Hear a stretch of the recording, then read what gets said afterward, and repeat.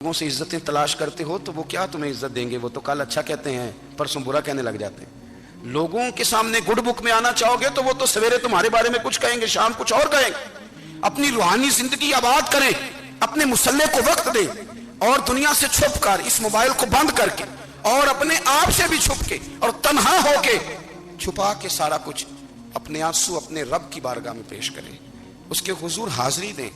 سنو نا ترمذی کی حدیث، اور اسے یاد رکھنا، نبی پاک علیہ السلام نے فرمایا اپنے دکھ لوگوں کے سامنے نہ بیان کرنا، سیٹھوں نوابوں کو نہ بتاتے پھرنا، دنیا داروں کے سامنے جا کے نہ رونا کہ میں تکلیف میں ہوں۔ پر میں اگر دنیا داروں کو دکھ بتاؤ گے رب تمہیں کبھی غنی نہیں کرے گا، اور لوگ ہیں کہ الٹا مذاق اڑائیں گے۔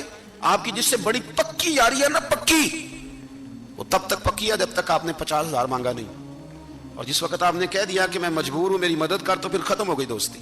لوگوں کی تعلقات آپ کے ساتھ تب تک ہیں جب تک آپ ان سے کوئی ضرورت وابستہ نہیں کرتے۔ کریم محبوب فرمانے لگے بندوں کے سامنے دکھ نہ بیان کرنا، اللہ تجھے کبھی غنی نہیں کرے گا۔ تو اپنے دکھ اپنے رب کو بتا، تو دعائیں مانگ، تو اس کی بارگاہ میں حاضر ہو، تو اس کے حضور عرض کر۔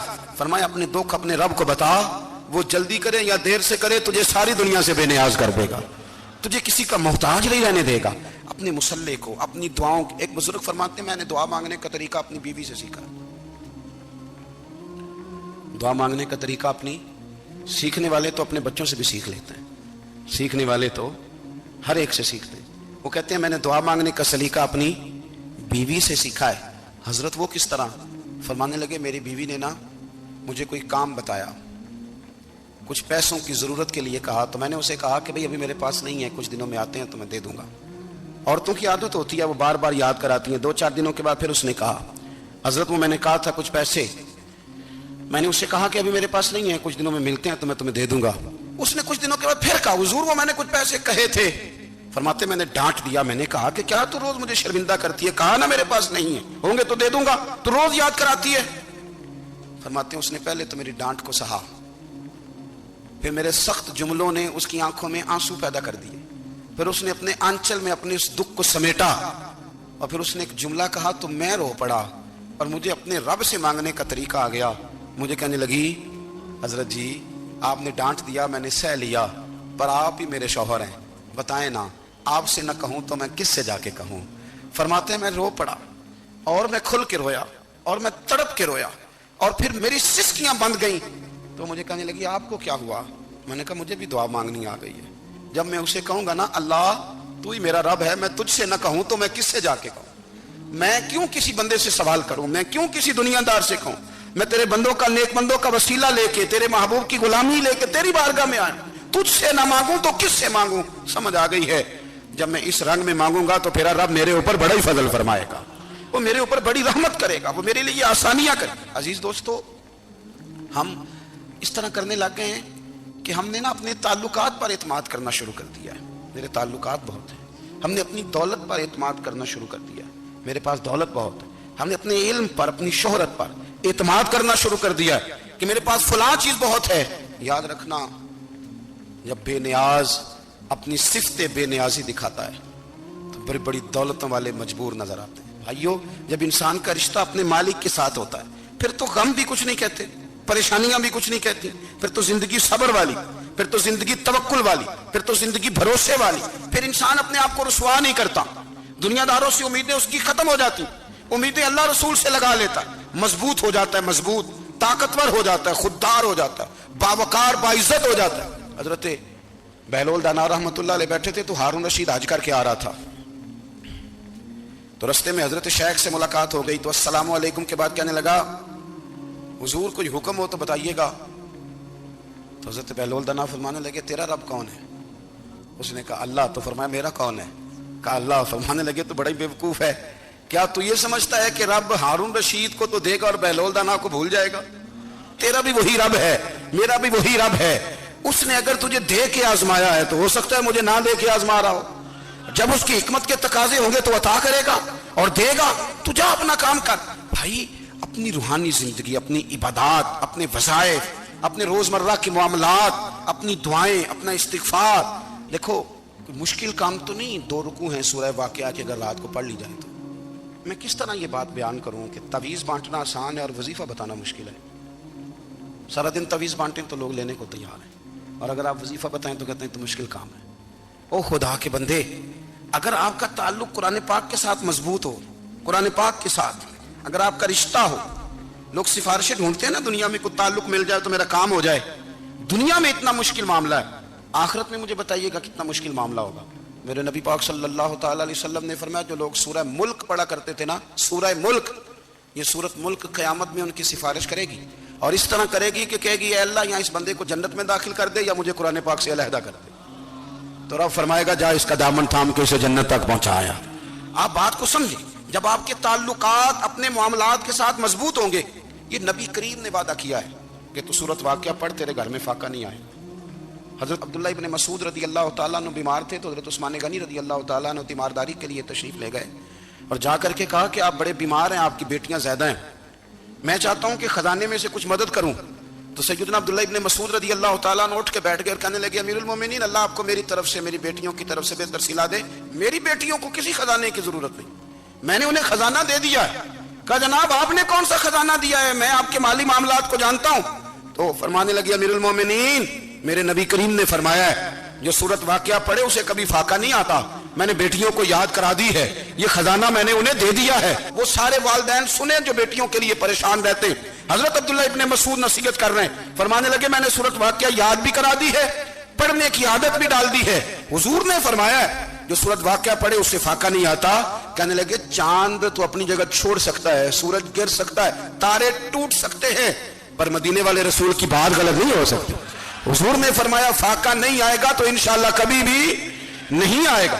کرنے کا کام یہ ہے کہ ہم اپنے معاملات، اپنی عبادات، اپنی دعائیں، کبھی 10 منٹ عادت ہو جائے نا دعا مانگنے کی علیحدہ سے رات کو۔ حضور نے فرمایا جو فرض نماز کے بعد دعا مانگے اللہ اس کی قبول کر لیتا ہے۔ نبی پاک صلی اللہ تعالی علیہ وسلم نے فرمایا اللہ مسافر کی دعا قبول فرماتا ہے۔ حضور نے فرمایا اللہ مظلوم کی دعا قبول فرماتا ہے۔ حضور نے فرمایا بیمار سے دعا کراؤ اللہ اس کی دعا قبول فرماتا ہے۔ میرے نبی پاک نے فرمایا ماں باپ جب بھی اولاد کے لیے ہاتھ اٹھائیں، ویسے تو بلے شاہ تو آسمانی اڑدیاں ہی پھڑ دیں، جہاں گھر بیٹھا انہوں بڑھیا ہی نہیں۔ حضور فرمانے لگے ماں باپ جب بھی اولاد کے لیے دعا فرمائیں اللہ ان کی دعا کو قبول کرتا ہے۔ آپ اپنا تعلق بنائیں، دعا کے ساتھ، عبادت کے ساتھ، مصلی کے ساتھ رشتہ بنائیں، استغفار پڑھیں۔ صلاح الدین ایوبی صلیبی جنگوں میں تھے، رات کو مسجد اقصی میں نماز پڑھی تو پریشان تھے۔ ایک بزرگ سے ملاقات ہوئی تو وہ کہنے لگے کہ آپ بڑے پریشان ہیں۔ کہنے لگے حضور پریشان اس لیے ہوں کہ پہلے ہی مسلمان کمزور ہے، اب میں نے سنا ہے دشمن کا ایک بحری بیڑا وہ جنگی سامان سے بھرا ہوا آ رہا ہے، تو اب ان کے پاس اور تلواریں اور نیزے آ جائیں گے، مسلمانوں کے پاس پہلے ہی وسائل کی کمی ہے، پریشان ہو کس طرح کر کے مقابلہ کریں گے۔ یہ بات کہتے ہی صلاح الدین ایوبی نے بزرگوں سے کہا حضور آپ بھی دعا کرنا، دعا کی بڑی طاقت ہے۔ میرے نبی پاک نے فرمایا دعا مومن کا ہتھیار ہے، دعا مومن کا۔ حضور نے فرمایا تقدیر کو سوائے دعا کے کوئی چیز نہیں بدل سکتی، دعا مومن کا ہتھیار ہے، یہ کافر کے پاس کوئی نہیں، یہ ہتھیار ہے مومن کا۔ اللہ کرے آپ کو سمجھ آئے، پھر سنیں کئی بار کہہ چکا ہوں یہ ہتھیار ہے، کافر کے مقابلے میں جو تیرے پاس سب سے بڑا ہتھیار ہے وہ دعا ہے۔ دعائیں کرانی چھوڑ دی، کرنی چھوڑ دی، لینی چھوڑ دی۔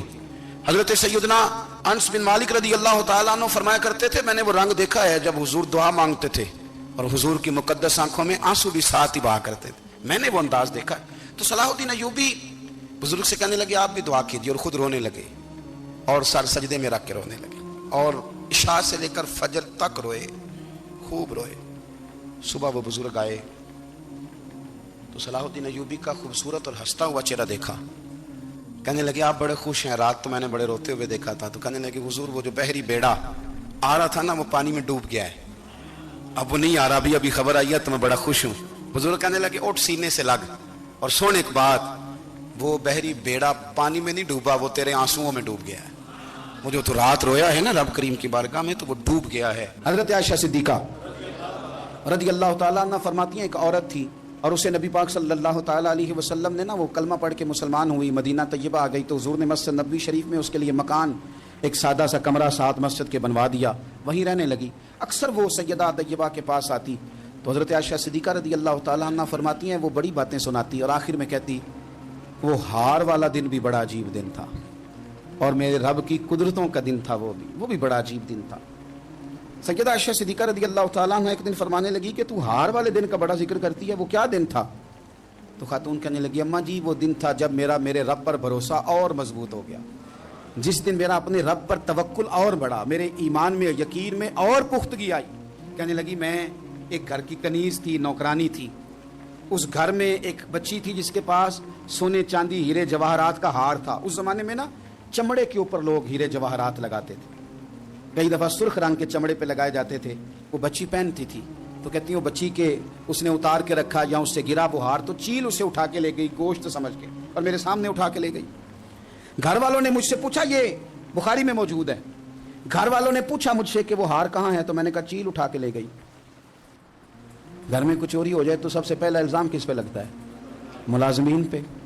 کہتے انہوں نے مجھے بڑا مارا، بڑی تکلیف تھی، حتیٰ کہ میری شرمگاہ تک کی تلاشی لی، میری عزت اتنی خراب کی میں بتا نہیں سکتی۔ میں نے اپنی زندگی میں ایک واقعہ دیکھا، ایک امیر گھر میں چوری ہو گئی، ملازم کو اتنا مارا کہ وہ چارپائی پہ پڑ گیا، پولیس والوں سے اتنی مار پروائی گئی کہ وہ بیچارہ چارپائی پہ پڑ گیا، اور پھر وہ اتنا بیمار ہوا اور کچھ دنوں کے بعد پتہ چل گیا کہ چور تو اپنا بیٹا ہے ان کا، پھر اس کا انتقال ہو گیا۔ اب وہ سیٹھ صاحب اور گھر والے آ کے نا مرنے والے کے کان میں معافیاں مانگ رہے ہیں، کان میں۔ تو میں نے ان سے پھر کہا تھا کہ یہ تو اب چلا گیا ہے، تمہارا زور چلتا تھا نا، تو تم نے قانون خریدا اور تم نے اسے جس نہ ہو سکا تم نے اسے مار پڑوائی، تمہارے پاس جو عدالتیں تھیں تم نے وہاں کارروائی کی، اب ایک عدالت قیامت کے دن لگے گی۔ یہ کمزور تھا نا، کچھ کر نہیں سکا۔ میرے نبی پاک صلی اللہ علیہ وسلم نے فرمایا سن لو، اگر سینگ والی بکری نے بغیر سینگ والی بکری کو تکلیف دی ہوگی نا تو قیامت کے دن اسے بھی بدلہ دینا پڑے گا، کہ تیرے پاس سینگ تھے اور تو نے اسے مارا تھا۔ وہ خاتون عرض کرتی ہے سیدہ عائشہ کی خدمت میں کہ مجھے بڑا مارا، مجھے تکلیف دی، میں کہہ رہی تھی کہ میرے سامنے چیل لے گئی ہے پر وہ نہیں مان رہے تھے، اماں جی انہوں نے مجھے بڑا مارا۔ حضرت عائشہ صدیقہ کہتی ہیں پھر کیا ہوا؟ کہنے لگی اماں جی جب کوئی میرا مددگار نہ رہا، مجھے تکلیف دے رہے تھے، رسوا کر رہے تھے، تو میں نے اپنے رب سے مدد چاہی، میرے رب کی طرف میں نے توجہ کی، میں نے کہا مالک اب تو ہی میرا مددگار ہے۔ کہتی ہے وہ مجھے مار رہے تھے تو وہ چیل جو ہار لے گئی تھی وہی لے کے واپس آ گئی، اور ہمارے سروں کے قریب لا کے اس نے جب اس ہار کو پھینکا، وہ مجھے چھوڑ کے سائیڈ پہ ہوئے، وہ میری بے گناہی جان گئے، لیکن آپ کو بتاؤں اس دن سے میرا اپنے رب پر یقین اور بڑھ گیا۔ مجھے سمجھ آ گئی کہ جب انسان پورا ٹوٹ جاتا ہے اور جب کوئی چاروں جانب اس کا مددگار نہیں ہوتا تو رب تو ہوتا ہے نا، اللہ تو اس کا مددگار ہوتا ہے نا، وہ تو پھر اپنے اس بندے کی مدد کرتا ہے نا، پھر وہ تو توانائی دیتا ہے نا، وہ تنہا نہیں چھوڑتا، وہ تو آنسوؤں والوں کے آنسوؤں پہ بڑا کرم فرماتا ہے، وہ تو قسم پرسی میں آ جاتا ہے، اس کی رحمت بڑھ کے استقبال کر لیتی۔ او میری ملت کے جوانوں، مزہ نہیں آ جاتا جب ساری دنیا سوئی ہو، ساری دنیا، اور بستر بھی گرم ہو اور نیند بھی پورا غلبہ کر رہی ہو، اور اچانک گھنٹی بجے دماغ میں، آنکھ کھلے، گھڑی پہ نظر پڑے، 3:30 4 بجے کا پیغام گھڑی بتائے، اور کوئی چڑھتی جوانی والا اٹھ کے وضو کرے، اور جب وہ مصلی کھول کے بچھائے تو مدینے والے محبوب کہتے ہیں کہ ہر نماز پہ رب ثواب دیتا ہے، اور جو اٹھ کے تہجد کی نماز پڑھے اسے دیکھ کے تو رب مسکراتا ہے، جو اس کی شان کے لائق ہے، جو اس کی شان کے لائق، وہ مسکراتا ہے، خوش ہوتا ہے کہ میرا بندہ تہجد میں اٹھ گیا، وہ مسکراتا ہے۔ کاش ہماری صبحیں کبھی اپنے مالک کے نام ہو جائیں، کاش کے صبح۔ حضرت ابو الحسن رحمۃ اللہ تعالی علیہ حضرت معاذ ابن جبل رضی اللہ تعالیٰ عنہ کے پاس بیٹھا کرتے تھے، فرماتے ہیں ان سے جو پیار بڑھا تو پھر میرا مصلی سے بھی بڑھ گیا۔ تابعی ہیں، فرماتے ہیں صحابی رسول سے محبت ہوئی تو ذکر سے بھی ہو گئی، پھر درود شریف سے بھی ہو گئی، محبت ان سے بڑھی تو پھر اللہ نے مسجد کا پیار بھی بڑھا دیا۔ آپ فرماتے ہیں کہ میری ہر وقت طبیعت چاہتی تھی کہ بس اللہ اللہ کروں، بس اللہ اللہ کروں، بس نہ میں ذرا تھوڑی جان چھڑاؤں لوگوں سے، کوئی 10 منٹ ملے تو میں کچھ 4 نفل پڑھ لوں، میں تھوڑا سا نہ بچوں لوگوں سے، اور مجھے تسبیح ملے تو میں نہ کچھ 400-500 دفعہ استغفار پڑھوں، سبحان اللہ، الحمدللہ، اللہ اکبر، لا حول ولا قوت الا باللہ، میں نہ تسبیحات پڑھوں۔ فرماتے ہیں کہ بچے تھے گھر میں 6-7، غربت تھی، کام ملتا کوئی نہیں تھا، اور میں کام چور نہیں تھا، کام ڈھونڈتا تھا، پر اللہ کی قدرت کے کام نہیں ملتا تھا۔ فرماتے ہیں کہ میں نے ایک دن اپنی اہلیہ سے کہا کہ آج میں پھر جاتا ہوں کام ڈھونڈنے، تو میری بیوی بڑی فرما بردار تھی، پر اس دن نہ غربت کے ہاتھوں تنگ آ کے کہنے لگی آج نانا کوئی تو چیز لے کے آیا، تو مجھ سے بچوں کی بھوک نہیں دیکھی جاتی ہے. سب روگاں دا روگ محمد جس دا نام غریبی.